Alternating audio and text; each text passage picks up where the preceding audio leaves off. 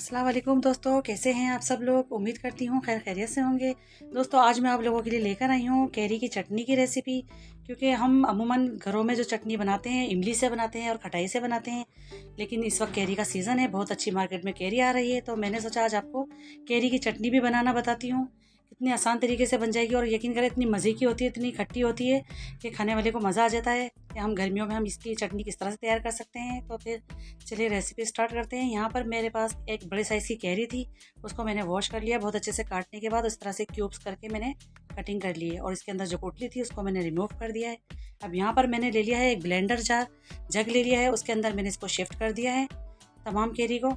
और मैंने थोड़े से इसके अंदर लहसुन के जवे शामिल कर दिए हैं। लहसुन इस चटनी में ज़्यादा अच्छा लगता है।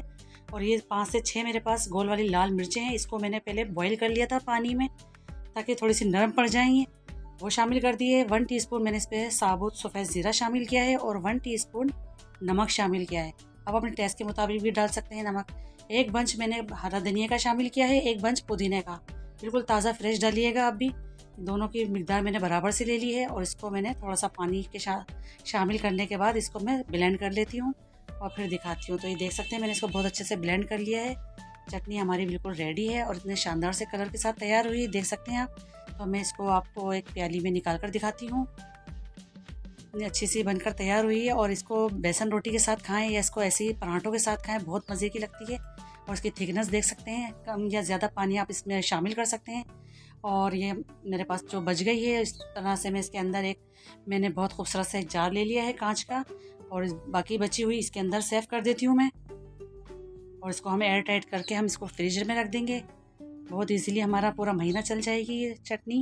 इतनी मज़े की चटनी बनकर तैयार हुई है, इतनी खट्टी। छोड़ें इमली की चटनी और खटाई की चटनी बनाना, आप सीज़न में कैरी की चटनी बनाएं और मेरे बताए हुए तरीके से बनाएं, आपको बेहद पसंद आएगी। और बहुत फ़ायदे की चीज़ है, आपको पता है कैरी के कितने 1000 फ़ायदे हैं। तो इसको अपनी ग़िज़ा में ज़रूर शामिल रखिए, खिचड़ी के साथ, दाल चावल के साथ आप इसको खा सकते हैं। इसको ऐसे ही रोटी पराठों के साथ भी खा सकते हैं।